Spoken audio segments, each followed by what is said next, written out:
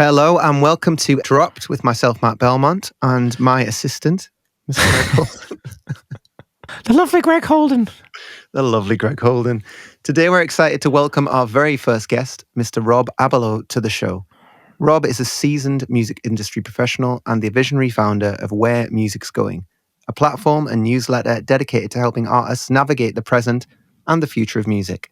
With over 15 years of experience as the founder of a record label and as an artist manager, he has been at the forefront of innovative changes in the industry, and you could say he understands it from both sides. Rob is considered a thought leader on the integration of AI and Web3 in music, and he regularly shares his thoughts via his X account and his newsletter, which is also entitled Where Music's Going. He's passionate about transforming how artists connect directly with their fans, always emphasizing the importance of building genuine, meaningful relationships over chasing shallow impressions and vanity metrics, which is something you've heard me complain about a bunch. So I'm very excited to have Rob on the show today. Yeah, me too.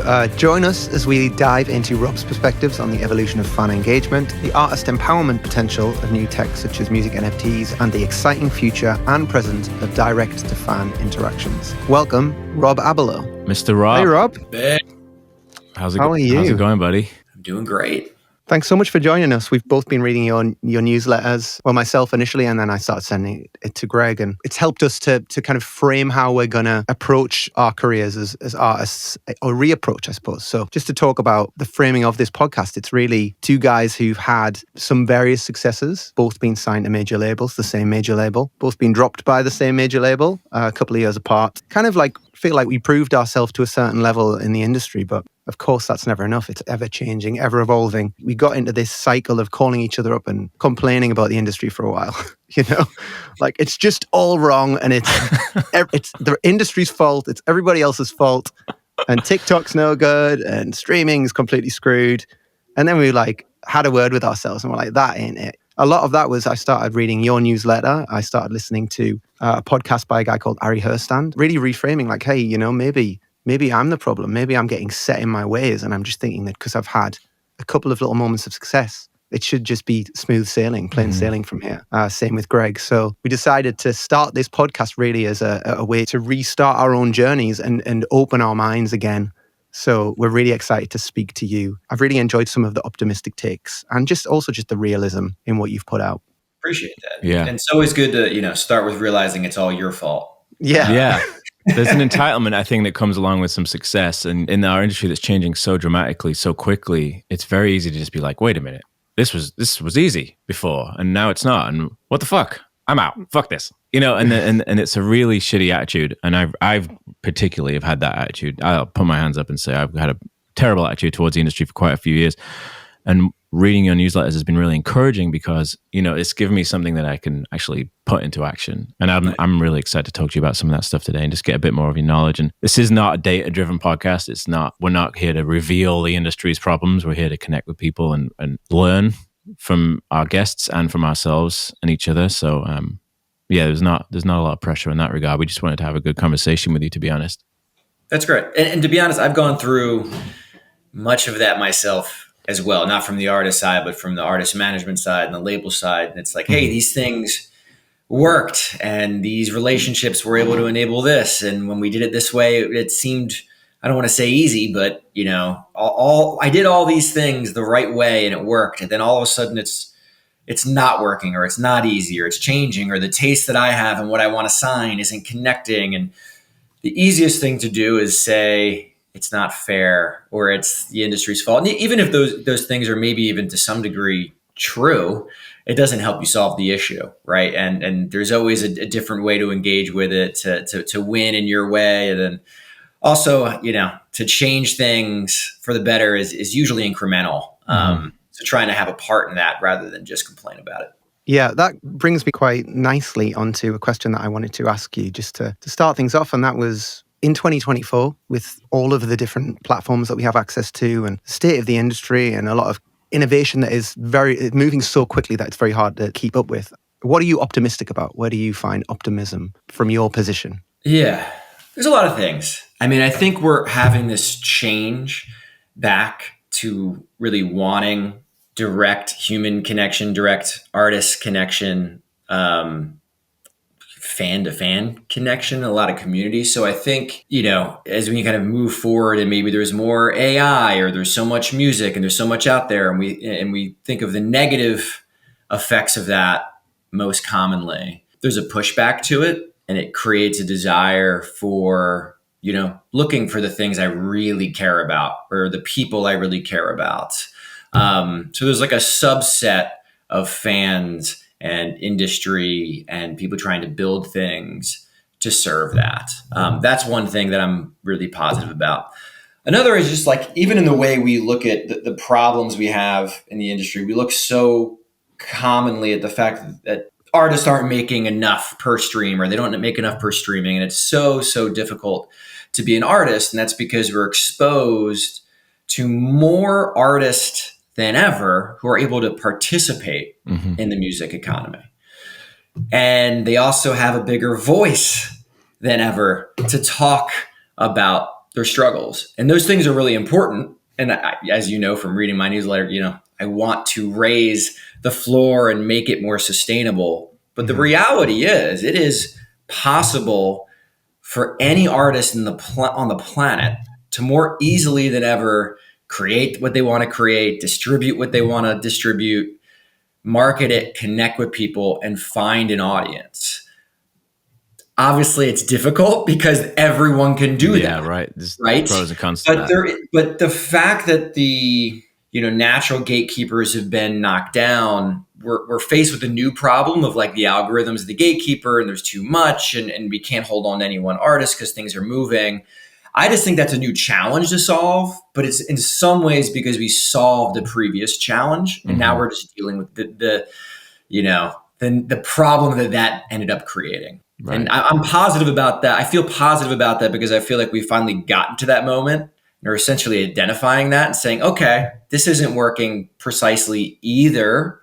How can we make it possible for artists to have more sustainable careers and reach people and not just be in the noise? Yeah. Do you think that artists should be doing what I hear a lot of artists talking about, and a lot of kind of mentors talking about, which is trying to break through the noise? Or do you think they should be looking elsewhere and just trying to focus down on finding their own pocket within that, maybe turning away from the noise in a way?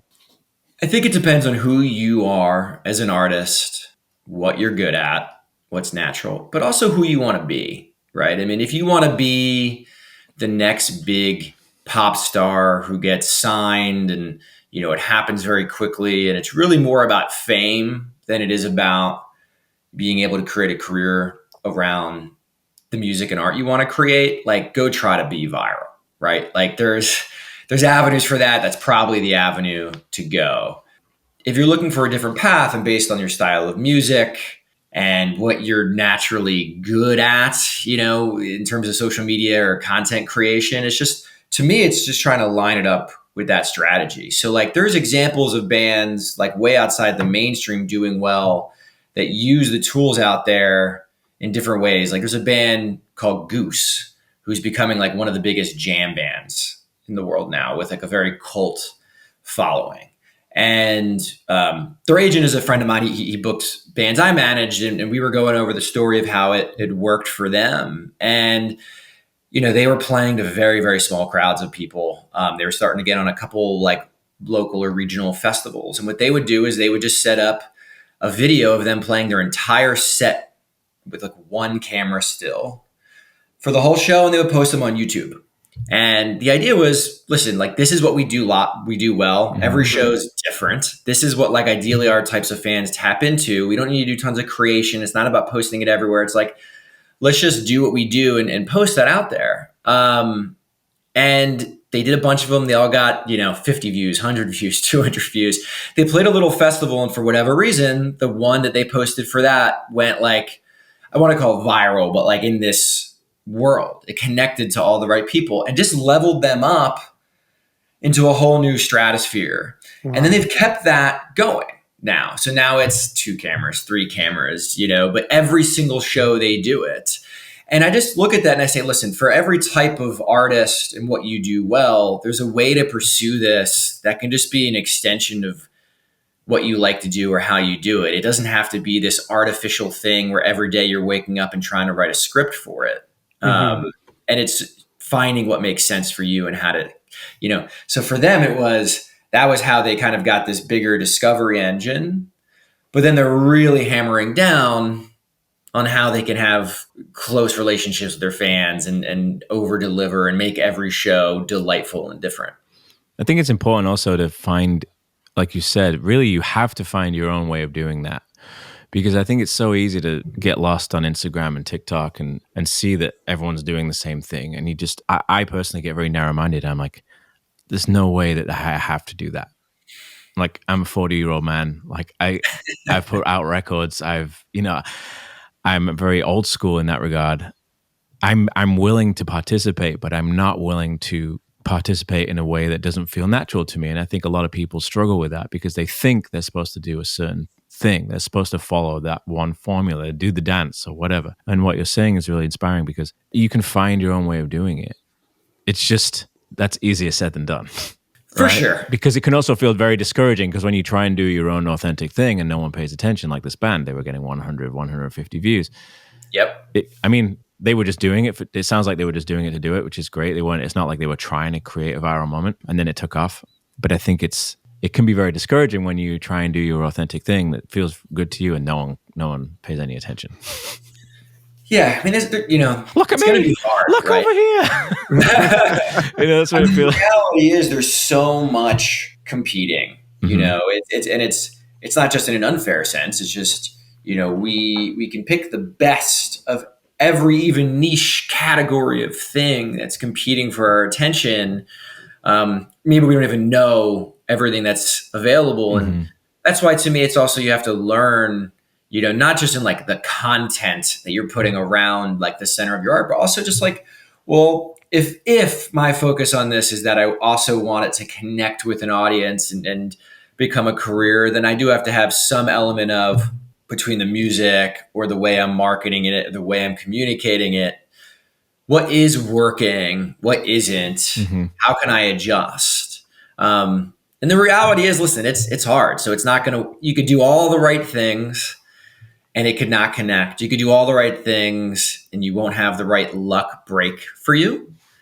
But, if you keep working at both the art, keep working at the way you're communicating it, keep adjusting, you're going to put yourself in the best position. And especially if you do it in a way that sets yourself up not to get burnt out, then you're going to have like the runway, in kind of, startup land. It's, you raise money and you're trying to give yourself the most, before you kind of hit that product market fit, you're trying to give yourself as much runway as possible to just experiment and do new things and figure out what works.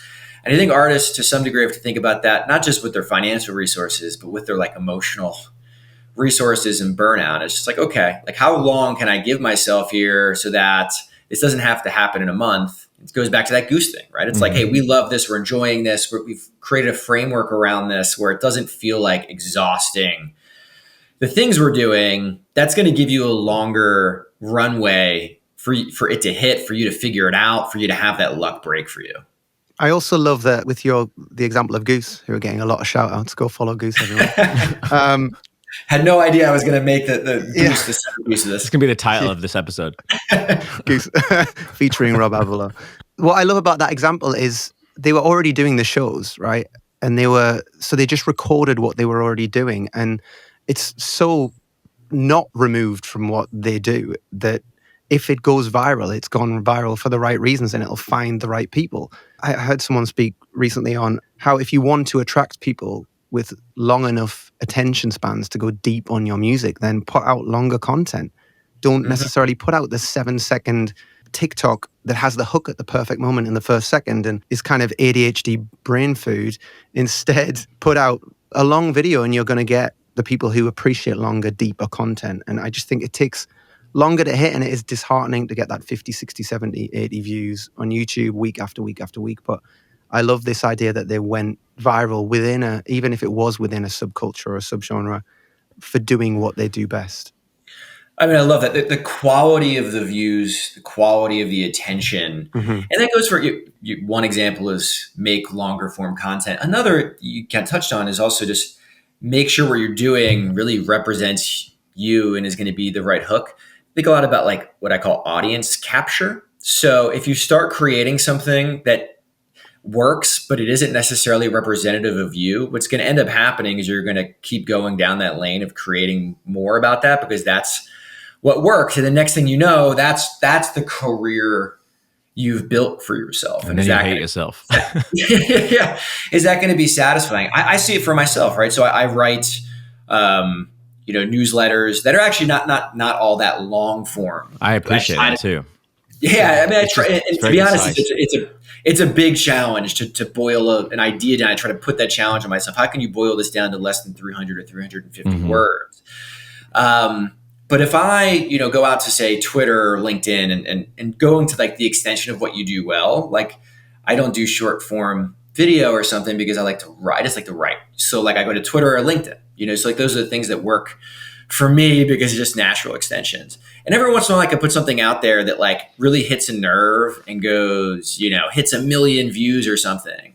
But if it's not central to like the value that I bring, my viewpoint, like why you would want to be in my like inner circle, it has such a small impact on me or my business than even a much, much smaller thing that has, a few hundred likes, but it resonates with the right people. It feels like it's more attached to like me and what I'm doing and not just like this mimetic thing that happened. And you got to have to think about it that way. Like not every view or a piece of attention is created equal. And our sense of scale is so screwed up from social media, from streaming, and it's not our fault. It's total psychological takeover of everything we do, and everything is designed that way.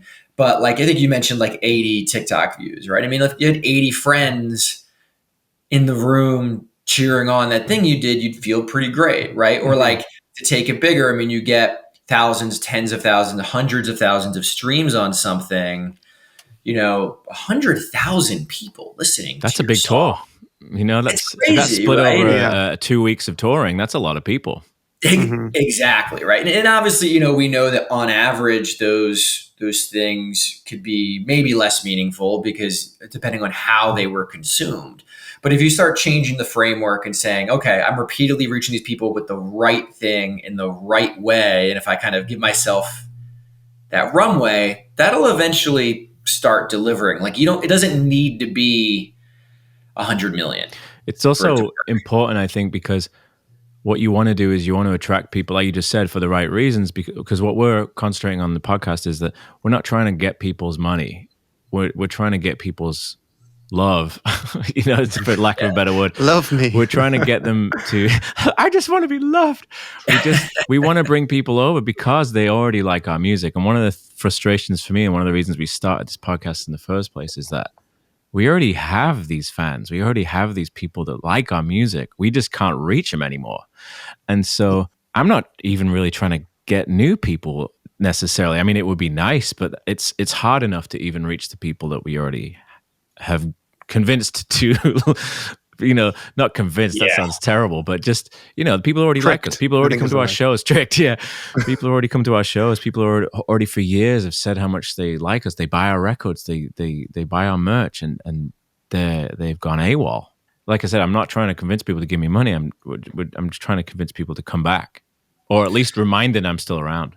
When if you think it's like the work that you've done, the connections you've made, you want that to be like any other business. You want that to be meaningful and productive. I mean, I think of other businesses when they advertise, they're trying to convert you to their website where they get your email, and now they kind of have that relationship with you and they can sell things to you and continue participating. Whereas in music, it's like, hopefully you see my viral piece of content or my things, then you then go over to streaming services where, then maybe you start popping up on your feed again. And if you like it, then maybe somehow I'll find another way to like have a direct relationship with you, or you'll like just see my events as they come up. It's just, you're you're never in control of your business. And No. I think a lot of that is there's a balance of reasons. I mean, the biggest being that it's just built that way, like the way that we're relying on platforms who want to they know that the most important thing is the data and the relationship with the customer, and they're going to control that. They're actually, we saw with social media platforms, that became what they monetized. We're seeing it with streaming platforms. They're selling that information, that relationship back to labels and artists. But also, I mean, it's labels have been in charge of that, and they haven't done a particularly good job, and they don't share that information always with the artist. And artists, I talk about this a lot, and it can be a sensitive thing, but like, we don't think of artist businesses as direct to consumer businesses as much as we should. And we don't do like the necessary, sometimes boring stuff to make that work. When I talk about some of those things, like you need to create direct relationships, you need to get them on your email, SMS, your direct platforms. You need to focus on creating experiences in those places that are worthwhile. I commonly get a response of like, oh, that's more work to do. But all this work that people are doing every day on Instagram, TikTok, and then you hopefully get those people to come to the place that matters. And then you spend zero time, energy, thought into the product or the relationship, the world that the people who've opted in are getting. So we do need to think strategically or philosophically about, okay, how can I prioritize moving people into more of an own relationship? And then like, what are the tools to get around like the obstacles that are there? I mean, I work for a company called OpenStage that is built around, that's the central concept, is that artists deserve to be in control of their fan data and their fan relationships. And it's siloed in too many places. Even if you have access to it to some degree, it's partial, segmented. You don't know what this person has done here or there. So how can you triangulate that? How can you get that from more places? You talked about shows. I mean, we just did something over the weekend with Noel Gallagher played, I don't know if it was his first show ever in Korea. And we had these QR codes on the stage and reasons for in Korean and reasons for people to scan. And when they got there, it asked them to upload their content from the show. And we're still getting the final numbers in. I'm actually I'll post about it soon. Over 40%. So there was a little over 10,000 people there. We have over 4,000 of the attendees scanned the code. Wow. And over 25% of them uploaded UGC content. And I mean, that's incredible, right? So like he wasn't able to know everyone who was in attendance going in, but now he knows a huge percentage of them. He can engage with them. He can use that content for a million different reasons. And is that through OpenStage? That's through OpenStage. Wow, that's really cool. And what OpenStage then does is triangulate that against if that person's connected to their streaming platform and is doing things on social and email and text on what merchandise they've bought. Because in terms of being, a good direct to consumer business, you should know everything your fans are doing. And the big reason why is like you talk about, everyone's like, oh, it's about monetize super fans. No, it's about super serving and like being able to That's just. why we did this in the first place. Yes, exactly. Right. So, we work with Oasis on their 30th anniversary of their biggest album. And, it's what specific. What's that? I feel old. Crazy. I know. We're both from England. So Oasis are like, gods in England. And hearing that it's 30 years old, I'm like, oh, God. Yeah, exactly. What personalized, experiences can you give to people based on like what they've been interested in, what they want, what they've told you? Well, we both have started. We both have Patreon pages for that exact reason. I don't know if Patreon is the perfect model, but that's the one we use, and that has reinvigorated why I create music, because now I have this. There's a people listening, and they're willing enough to give me a little bit of money every month.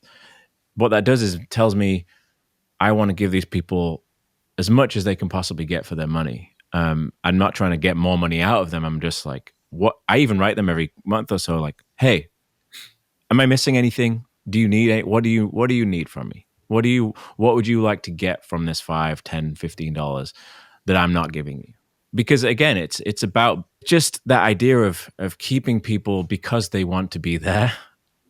and not trying to trick them into staying there like the apps do. They're just trying to hold people's attention. They keep them on the app for money. It's more about, come over here because I know that you like what I do, and let me keep giving it to you. I love that, what you're talking about there is you're having a conversation, right? It's not one to many, it's one to one, it's back and forth. Mm-hmm. And that's such a huge part of it. Have you seen that be effective and be productive and just making people feel engaged and also like helping you learn about your fans? Yeah, I think so. I mean, people generally have not given me much feedback in terms of like, this is what I wish you were giving, because I think that in the beginning I put a lot of thought into it, and I've noticed what people like that I do, so I have mostly put that on there. I was kind of hoping for a little bit more feedback in that regard, but it's fine. But no one's dropped off, so I mean, I'm obviously doing something right. But yeah, I'm just feeling a bit more desire to create over there. I mean, it's a much smaller amount than my Instagram followers, but again, a lot of that's valueless anyway. I'd rather focus on those, 150 people, whatever it is, than just like scramble and hate myself trying to get the attention of 30,000 people. It's easier to focus on the smaller number, knowing that they're more dedicated anyway. And knowing they're waiting for what you're making, right? If we talk about challenges now, it's so hard. I talk often about, it's very much songs over artists now. And you can see in some ways why that's better for the consumer, right? Where like, I don't have to sit through filler tracks on albums and I can pick what I want. But like often there's like the magic is in like the song you didn't know you loved at first. Exactly. And when you went deeper and the hidden tracks. So I think that's tough. Yeah, exactly. Right. So I think it ends up putting you in a position to like, those are the things that are being delivered for like the real deep fan. It's not just like the big hits or cuts, which are like the ways to bring people in. Yeah. And who knows, maybe those things are just those things may never see, millions or hundreds of millions of streams, but they're going to be well received by that core community. And they're still super important. Maybe you deliver them differently. Totally. And it feels like a lot of that's been lost, or at least that's what it looks like from, a lot of our standpoint, is that those hidden tracks, those album tracks, those liner notes, even the fact that Spotify doesn't even credit anyone below the producer on an album. Musicians don't get the credit. The mixer doesn't get credit. There's nowhere can you find who worked on the album except the producer and the songwriters and the artist. And I think that it feels like that has been lost. And it's now we're just chasing like the hit and, like you said, the virality of everything. And it's really about trying to come back. And I hope that there are fans out there that still want all that stuff. Otherwise, why make an album? Why not just try and make bangers all the time? And it's just there are still a lot of artists out there who want to create art. They want to create records. They want to create a listening experience. And they don't just want to create 15-second fucking bangers. Like it's exhausting, it's difficult, and it's also you're not getting your point across. I mean, we're artists, we're writers just like you. We're just trying to paint a picture. We're not trying to yell, I think those people are out there. I'm hoping, we're in a wave of cultivating more. You kind of see this really interesting, like I'm this interesting mix of I'm optimistic about a lot of technology, but then, hedge on some. I do see some. I'm more of, it's not like guaranteed, utopia. Mm-hmm. It's we have a hand in deciding which way some of these things can be used, and they can go. But something as interesting as seeing a lot of young people, or some contingent of young people, like reject social media, reject smartphones. That's just really encouraging. There's how that ends up developing, we'll see. But I think there's a counter movement to some of these things. And so when people get very doom and gloom, I say, well, I actually think we're just in this kind of pivotal moment where it's not about just walking away and kind of quitting on how we build or how we do it. It's just we can have a hand in like building the next version of things, music and elsewhere. In a way that's better built, that solves some of these problems. Punks exist in every generation too. I think that there is going to be kids and listeners who go against the grain always. People who listened to punk music back in the day, they were doing it because they didn't want to listen to mainstream music. So those kids, exist still, I'm sure, right? There is still that generation of kids who are like, fuck social media, or fuck my phone, or whatever. Yeah. They're more interested in what people aren't doing. Yeah, we have this weird moment of I can't tell how much for this last generation that's been as prevalent. It's almost like it was cool to be indie, even though it was made fun of by the non-indie people for a while. The larger bucket of like what indie is, right? And now it's almost like there's like this huge celebration of poptimism has been going on for over 10 years, and I think maybe we're seeing the beginning of the pushback to that. I do also, we're seeing this move away from like social media to community, right? Because social media has just totally merged into something. It's not about like connectivity. It's not about you and your friends. It's about like broadcast television in 15-second chunks from creators. And like, that's just gone to that extreme. And it means like, if you're not creating very, very specifically for that medium, like you are a like studio built for TikTok, you're going to have a hard time. So like if you're like a musician who's like, hey, I just want to reach my audience who's followed me on TikTok because they like me as an artist, like that's not going to work. Like you need to be creating like TikTok content and just replace TikTok with every other social media. There's a lot of people who are like, no, like I follow Greg on TikTok because I like him and I want to know about everything he does in his updates. Yep. And that's just not where that happens. That's going to happen now in community or new things that maybe I haven't like totally, been efficient or the perfect solution to that. Or maybe they're just so niche. There's not one or, it's not just Discord or something. It's individual Patreons and things like that. I do think like a network of, individual communities is much more what we're going to be seeing moving forward. Yeah. I think that's really interesting. Touching on that countercultural point, like how do you target into a counterculture? We used to know where those people were. We used to know how they dressed. And I think that's kind of like the millennial struggle, We're like, well, we thought we knew how to connect, but what we're having to do and what myself and Greg are finding and discussing a lot on this podcast is that we're having to forget absolutely everything we knew. And everything that we observed working for artists that came before us is no longer working. If the counterculture is online, it's kind of how do you find it? And one small success story in my own career was in Web3. I still have a community there, and I've tried to merge it with my Patreon community, and partly successfully, partly not so much. But yeah, there was a real punk element to what's been happening in Web3 with the artists and with the collectors. It's kind of a pushback, the exact opposite of everything that we're seeing on TikTok and even with disposable streaming, disposable listening.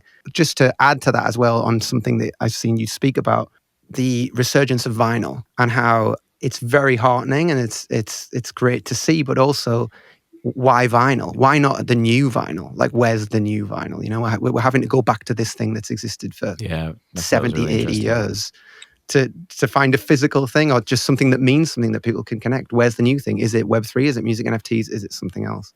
Exactly. And I mean, to be honest, that was a big part of why I thought maybe music NFTs could fill that gap. So if you look at it, vinyl's at this huge resurgence. It's, I think, 18 years in a row now, massive, like 90x growth. We see the stats, 50% of people, whether that's exactly true, it's somewhere in that range, right? 50% of people don't listen. If you look behind me, I've got, these are all records I worked on, but, this is me showing them off. These are things I care about. Like, they're deeply felt. These are like the most important things in the world to me. And I think that is a big part of the reason why other people buy them. It's like, I want to know the deeper context of this. I want to know who was involved in it, the credits. I want to know the story. I want to see the art. I want to be able to show it and like feel like it's in my collection.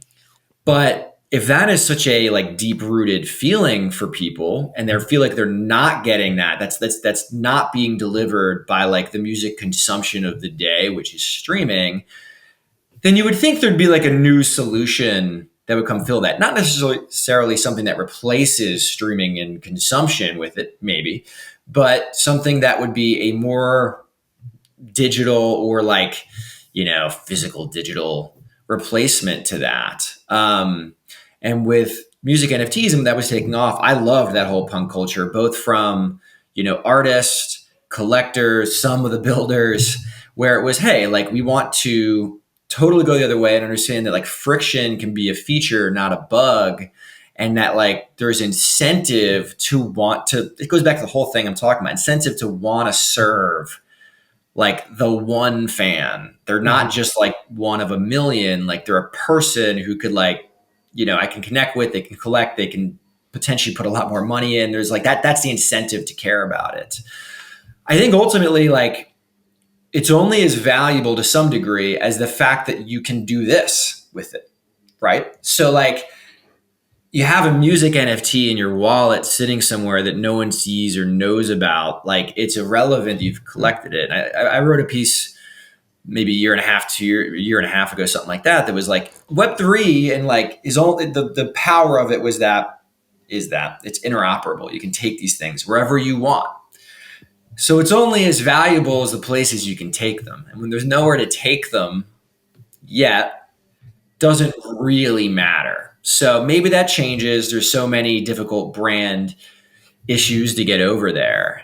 But I think there's potential there. I think going back to kind of the punk element, like I think there's a lot of people who are even building new things. Maybe they were like a Web3 founder, maybe they weren't, but like there's kind of like the meta around it, around the parts you're talking about, where it's like, what does it necessarily today have to be like Web3 infrastructure? It's like, what we really care about is fandom and one-to-one and not being locked into a thing. And there's all different kinds of ways to build on that maybe don't have friction and actually are able to unlock like better experiences for fans today anyway. And I've been like, encouraged by seeing people kind of learning from that and then taking it out. And you can actually, see some of the Web3 companies like Medallion and I don't think most people know that Even is built on blockchain and some others like who've kind of put it, in the background for now, at least. But like the spirit of the whole point of it is still there. And I'm still very inspired by that. I find it very encouraging that vinyl is doing better for the same reason that I think that we still, people shoot on digital and they spend time trying to make it look like film, right? For a reason, because some of these things just were better. They were more beautiful. They were a better experience for the listener or the viewer or whatever. And I think that I don't know anything about Web3 or NFTs. Matt's tried to explain it to me and my brain just shuts down. I just don't have the capacity to think about that. And so I'll speak from a very ignorant place, but I don't think people are going to hang their NFT on their shelf. So when people come over and have a glass of wine at their house, they can go like, look at this NFT that I got, And I think there's a lot of the reason that the vinyl is thriving again is because digital has limitations. It's not beautiful. Like I think I don't want to do the old man thing where I'm like, vinyl sounds better because I think digital sounds amazing, but it doesn't look amazing because it doesn't exist. So for me, I like the idea of being able to collect. Sorry, I'm the pessimist in this podcast, but I like the idea of having that physical thing, and I think a lot of people do for a very human reason. I think digital isn't a very human thing; it just is something that we've evolved into. But physical, holding on to something. People used to collect rocks and draw on walls. It was physically there. And I think that's why vinyl hasn't gone away, and I think that's why people still try and create film-looking things because there's a nostalgia there. There's a beauty to it that all the great things about digital, one of the things that isn't great is that it's sort of, I don't know, there's nothing tangible. Tangible, and all these polls about why people buy vinyl, one of the most common answers is I can touch it, I can feel it, it's tangible, right? And I think that's a huge part. And I think regardless of kind of what comes next, it's that it points to, hey, there's a hole in my experience, yes, right? Exactly. And I'm actually willing to pay to fill that hole, and that keeps going up and up and up. And, vinyl, the physical is growing. Vinyl is one of the fastest growing formats, actually outpacing streaming in the West. People thought books were going to go away, right? People thought books were going to disappear. Yep. When the Yep. iPad came out, the tablet came out, people were like, that's it, that's the end of books. And now books are doing better than ever, I think. And none of this is to say that like vinyl is going to surpass streaming, right? Like that's not really the point. I think it'll continue to grow. Also, like direct to fan in the US was the fastest growing form of consumption, this last year. That's amazing. Once again, we're, lower baseline, but on a percentage level. And something I think is interesting about that though, is it's also about the type of artist who would even be doing these types of things, whereas streaming is just like everything, like someone put out one song or whatever it is. This is like focusing on like the type of artist who's doing a more career thing, is creating a physical format, who has a direct to fan relationship, and is actually able to sell those things. So it's not even like being able to collect from it's like a smaller number of artists that are pouring into those things. And I just think that bodes well for the artists who are trying to have more of a kind of real career that's outside of just digital, right? And it's real relationships, real world. That is really encouraging because people are willing to jump into those places. There's a common like pushback I get on that where it's like, it's all Taylor Swift. And I'm like, well, first of all, Taylor Swift wasn't even number one in either of those things. Yeah. It's actually other artists like 17 and Morgan Wallen. The biggest artist of the day is always going to be the number one in the thing. It is not only Taylor Swift or others that are bringing those things up. I mean, it goes down to many, many others. So, to me, it's more of, are there people who care? Are there people who want to have that experience? Like, yes, you can look at that and say 100%. Quickly, just while we're on the subject, and then I want to let Matt speak because I keep jumping in. But selfishly, I have a question for you, Rob. I'm in the middle of finishing an album right now, and I have this plan that I've run by various friends, and some people think it's a horrible idea. Some people think it's great. I have this plan of only putting it out on vinyl and not putting it on streaming platforms. I know that it's not a perfect plan, but I'm curious what your thoughts are on something like that. Like something I've complained about streaming a lot, and I've gone online and talked about my distaste for Spotify, and so I want to put my money where my mouth is and release this album in a way that is true to the opinions that I have. Am I cutting off my nose to spite my face? And what do you think would be a better way to do that? What do you think is what I'm asking? Similarly, there is an artist named Violetta Zeroni who is incredible, and she's developed an incredible Web3 audience. And she had decided to stop putting things on Spotify and only releasing really is music NFTs, a little bit of vinyl. And we were talking about this, and I said, I wouldn't recommend this to 99% of artists, but it's so important to have an opinion, especially now, to break through the noise, right? To have people actually want to connect with you and not just even your music. And so if you have a strong opinion and it's consistent with everything that you're doing, then at least for her, it was like, it's almost a must that you do this, right? It's almost like you have to do this because it's so central to who you are and what your identity is. And like, yes, there will certainly be some things and some viral potential that you're losing, but I think on net you're gaining. It also doesn't have to mean that this is forever.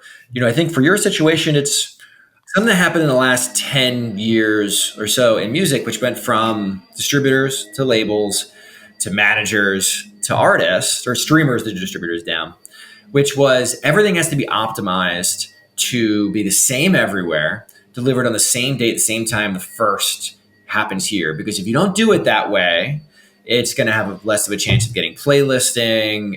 You're not going to drive all of the attention there, which then triggers, algorithmic playlisting. Your project manager is going to be pissed off. You're not going to be the priority of the distributor. You're not going to just all these things. And it meant like same everywhere, everything. And it goes back to you're treating every fan the same. Really, you're treating every fan like they're a listener, and you get no control over how and when you release music, what context. And I think that was a huge mistake. Maybe it worked for a period of time. It doesn't even really matter or work anymore anyway.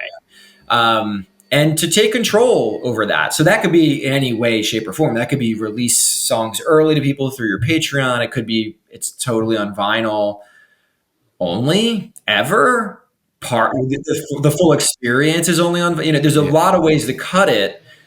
And, I think as long as you kind of have conviction in the way you move with it, I don't know enough about everything in your For sure. situation, Yeah, but like, I don't think it's a crazy thing to do, essentially, especially if you say like at some point, maybe you'll put it up, maybe not. And there'll be a digital download on Patreon probably too, so people can. Not everyone has a vinyl player. I wouldn't want to. And not everyone has $35 either. So I don't want to, for lack of a better word, fuck people. I want to make sure that people can listen to it as well. But I want to make sure that I'm standing up enough for what I believe in.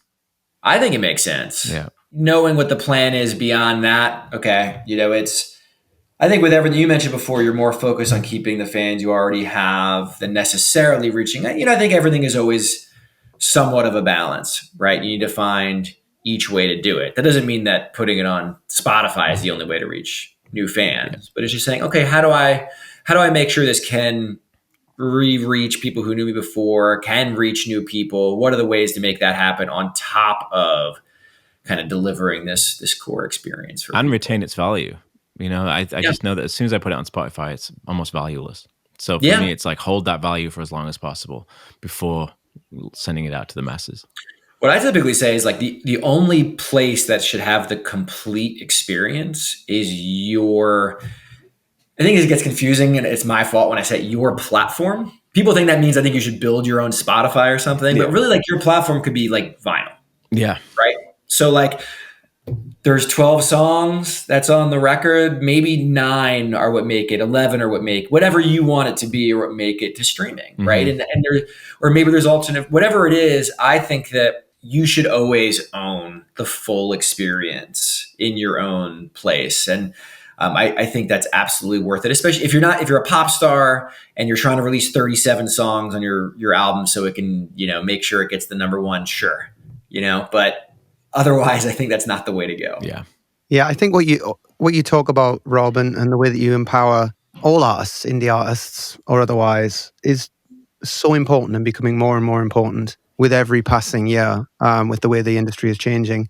And a lot of what we're talking about here, whether we're talking about data or money, sometimes things that we don't like to get into too much as artists. We want to pretend we don't need money. It's all just for the art. We'll be a starving artist, and that's romanticized. And let's be honest, these things there's transactions of money and data happening all the time around us.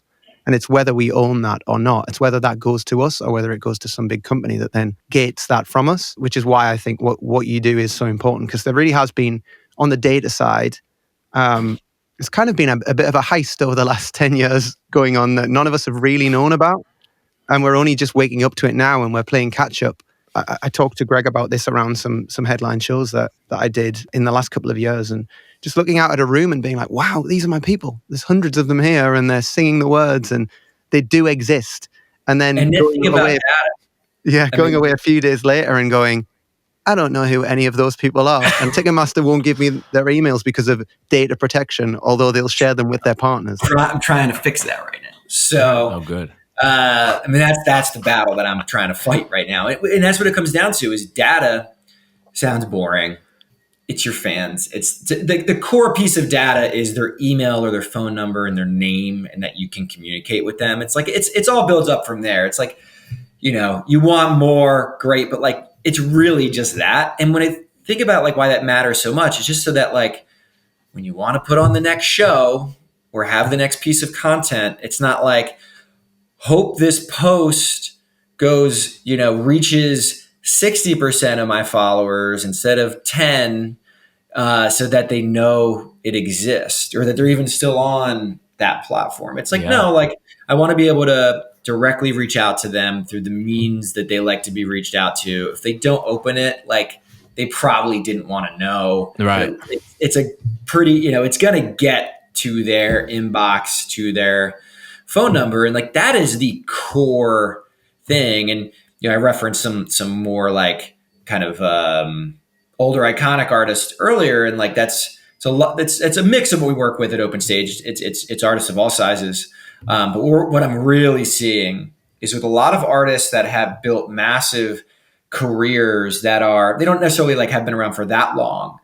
Their managers are starting to come to that big realization of what you just mentioned, that like they could be a massive star who was used to, when the record came out, it was scorched earth, press, media, guaranteed editorial playlisting, etc. And they've done that. And they didn't even matter, didn't mean anything. And oh my God, we don't even know how to reach the people who care. Mm-hmm. And maybe we put it even in the hands of our label to hold our like CRM and they have way too few people. People don't want to sign up when it's like under the major label you're signing up for, not really the artist. We need to own this. Yeah. This is our business. Our like value. How have we given up so much control? And so it just goes back to why I'm feeling optimistic. It's like, I think that like click going off, it's like, that's going to come all the way down where it's like, we need to run our businesses and be less dependent on platforms, labels, et cetera. Like we're, and I don't think that has to necessarily come with the idea of like, it's more work, because if you do it right, it's less work, it's 100%. Things become more effective. Yeah. Well, I feel like there's two things that I would love to ask you as we kind of draw to a close. We're conscious of your time. It's been such a knowledge-filled hour speaking to you, Rob. So thank you so much for that. Yeah, I guess what I would love to make sure that we get across in this last few minutes is just, one, how people can follow you and where you'd like them to follow you. How can you own their data, Rob? Where should we direct people to? I'm sure there's a lot of people listening who would love to continue this journey of following what you have to say. Obviously, there's the newsletter. And also, what would you say that your mission is with doing this? What would you like artists to be?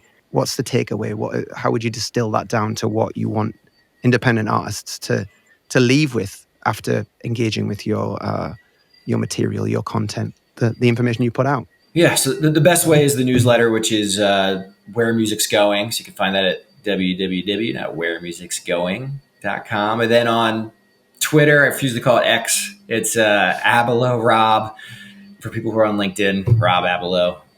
Yeah, I mean, to me, it's about the way I think of when I write the newsletter is trying to understand how to think and then how to do. So to me, it's, okay, we need to reframe the way we think about the business and the way we think about how, as artists or people work in the industry, how we should run our businesses so that they can be sustainable and we could do them the way we want to. And there could be real careers, not just kind of viral moments. So it's really a philosophical shift on like, how should I be thinking about all of these different, how do I like approach all of these things? And then from the how to do is okay, what are the processes? What are the things that are working, examples of things that other artists maybe are doing, or what are new tools, platforms? Or they'll also say, some strategies that have just always worked, right? It's just like, what are those things that I can kind of have in my tool belt to help me actually accomplish these things? That's great. Thank you so much, Rob. It's Rob Abelow, everyone. Thank you so much for your time. We appreciate you being on as our first guest in our new podcast. And also, I'm really glad I got to talk to you just to learn as much as possible, because you are very knowledgeable, but also you think outside of the box and you think in such a way that I think a lot of artists don't. I wish I had you as my manager 15 years ago. I think there needs to be more people like you in the industry, just trying to think out of this situation that we're in. So we really appreciate you. Appreciate that. And just one last thing, to be optimistic again, one thing that's been amazing in writing this newsletter is how many people in the industry have come out of the woodwork to be like, feel the same, and right. that gives me hope. Yeah. So that's, some people are just afraid to say it, right? But exactly. We appreciate you saying it, because it's teaching us a lot. And I think, again, for the sake of our podcast, we are really trying to connect with our fans, not extract from them, So I hope that has come across, and we're so glad that you could talk to us today. Absolutely. Thanks, guys. Appreciate you, Rob. Thanks, Rob. Rob Abelow, everybody. He was great.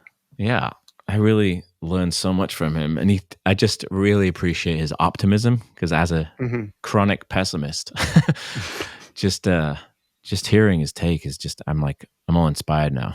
Yeah, same. As I was reflecting on just a few moments ago, it's so empowering for us to hear that take and to just really have a plan of like, how do we proceed in this world in a way that makes sense? And every Yeah. time we expend energy on putting something out into the world, how do we make sure that when it does connect with someone, we make the most of that? I think making the most of it, that's the best way of saying it, because it really is that. And I hope that that came across to you guys, the listeners. We're not trying to extract money from our fans. I mean, we are trying to make a living. But the most important thing is to build a connection with each and every one of you, because that's why we started doing this in the first place. We wanted to make music, and we wanted to write music for people that cared about what we were saying, not just, turning you into just a number. That's not important to either of us. And so I know Rob is a very data-driven, sort of behind-the-scenes guy. And at moments in the podcast, I was worried that we were getting a bit too much into the sales side of it. So that's why I wanted to hammer home that that's not what this is about. It is for us in a way. We are trying to make a living, trying to keep our careers going. We're trying to pay for the next record, basically. Yeah, we're trying exactly. to keep doing what we're doing. But beyond that, we're not like trying to buy a Lambo. No, yeah, exactly. We want to keep our careers going just like anybody else. And my friend owns a shop here in Portland, and she's, she needs her customers just as much as I need my listeners. And so that's important to us. And so are you. Matt, how do you feel?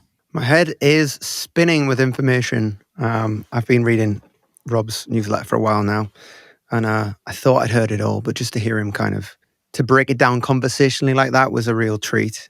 And yeah, I'm hoping that as this podcast grows, we can use it to get more people who we are fans of and get that privilege. As we said in episode 1, we have a goal and we have a focus, and that is to learn from each other and learn from our guests. So far, I think that's going well. Yeah. So are you going to be releasing your album on vinyl only? Well, to answer your question, Matt, probably not. I will definitely release it on vinyl exclusively, alongside probably some sort of downloadable file that has a bunch of content in it, a bunch of obviously the record, and then some other stuff that gives it some more value. But I definitely will be holding off streaming for a while. I don't know how long. I guess I'll see how many people buy the vinyl. But I've talked shit on streaming for a long time, and so I should probably stand by my opinion and not just cave at the first hurdle. I think I've been guilty of trying to optimize every single channel and trying to be everywhere. Mm-hmm. And I think that does sometimes dilute the quality of the connection on different platforms. It's been difficult with certain streaming platforms, because there are certain ones where I have a much bigger listenership with my band. Mm-hmm. So it's hard to what you're going to do, be the one person who makes a stand. Even Neil Young couldn't make a difference there. He's just rejoined Spotify and put his catalog back up there. Jesus. What I found inspiring is that he kind of made it clear that you don't have to worry about being in all the places all at once. You can just be where you want to be. Keep it authentic to yourself. If you want to exist only on vinyl, exist only on vinyl. There's no one telling you that you can't do that. Sure, there might be less people listening, but what's your core value? What's your goal? Where do you want to exist in this chaos? I don't think I want to only exist on vinyl. I am on the internet. I'm a present person on the internet, but I get to choose how I exist on the internet, and that's inspiring. It is. Okay, I've had an idea for a challenge. What? You might. I don't think you're going to do it. I don't think you're going to. But I think it's a good idea, and I think it's a good idea for me and for you, because I don't want to do it either, right? Oh no. And it's something that you said in the Portland challenge has given me this idea. So just hear me out. Hear me out. Hear me out. No, you're not going to do it. So my idea is to host a small show for your neighbors.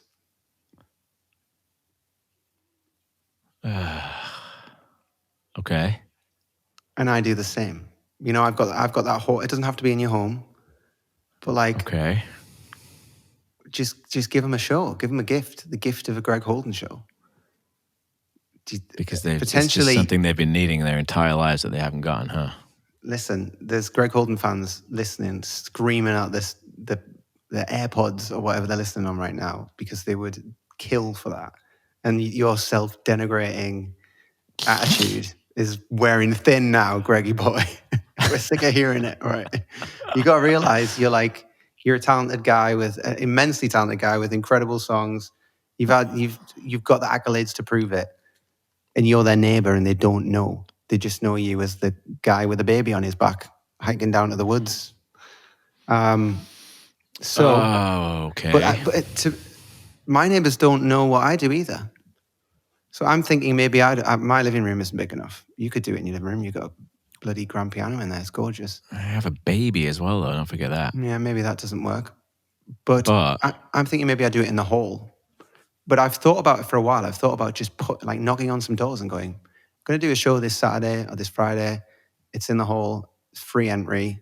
It's just acoustic guitar music. It's a listening thing. I'd love you to come down and hear the music. My wheels are spinning because I'm not going to say no, but my wheels are spinning just thinking about how to actually do this. Yeah, it is a good challenge. Mine too. I've literally just thought of this. Like I'm also, my wheels are spinning too, and it's making me anxious. Actually, I definitely am anxious. It's just, you know what it is? It's the thought of inviting people that don't know what I do. And being like, hey, I think that what I do is so good and so important that I think you should come over to my house and watch me do this. And that makes me so deeply uncomfortable. Yeah, it's scary because it's like, what if no one comes as well? Well, I'm also about to do a residency in Portland for 4 months where I expect all my neighbors to come to every single show. So this could either backfire where they're like, oh, we came to his thing at his house, so we don't need to go to his residency. Or they're going to be so blown away by my extreme talent and gift that God gave me that they'll come to every single show. Yeah, well, they get to see an acoustic little living room thing, and then they hear that you've got a full Saturday. Band show coming up. I'm not actually doing full band. They hear you've got a show at a venue with a PA and other musicians. Yeah. And they're like, maybe they want to come to that. So if you're going to perform for them anyway, and also like you get to know your neighbors, and we make this more human. Like everything we're complaining about what social media is doing to separate us, why don't we just go to our neighbors and share the love? Okay. Start at home. I think you've done well here, Matt. You like it? I think I feel very. If you listen to our in-between episode last week, you will know that one of the objectives here is not to just make each other uncomfortable every single time. We're not Jackass. We're not one of these TV shows that just wants to fuck up our friends' lives with challenges. We want this to be positive for both of us, so that we want to keep doing it. This is a good one because it isn't. This isn't a bad challenge. It's just a scary one, but I guess that's what a challenge is, isn't it? Mm-hmm. So, it's scary, but it ticks a lot of boxes. Do you accept? I don't know when I will do it. It might not be done it certainly won't be done by episode 5 or maybe even episode 6.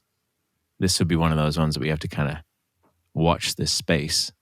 So episode 5, we might not necessarily have a review of this. We'll be able to review where we're going with it, or how it's progressing. Mm-hmm. But I accept your challenge. Okay, I accept my challenge too. Thanks again for listening, everyone. One final time, that is Rob Abelow, Abelow Rob on X/Twitter, and wheremusicsgoing.com. You will find Rob's website where you can sign up to his newsletter. He does not spam. He only sends pure quality insight on that. Just nuggets of pure gold. Nuggets of wisdom once every couple of weeks. So I'd recommend everyone sign up to that. And yeah, if you're listening, thanks again, Rob. Don't forget to follow us on what the hell's our Instagram? Why are we pointing to it? What about your platform, Greg? Oh, my platform? What even is your platform? Patreon.com/Greg Holden. Ah, yeah, same. Yeah. Don't follow me on Instagram. Go yeah, exactly. Head over to patreon.com/Greg Holden. Okay. All right. So one more final. No. Bye-bye. Oh, we really. Wait, we should.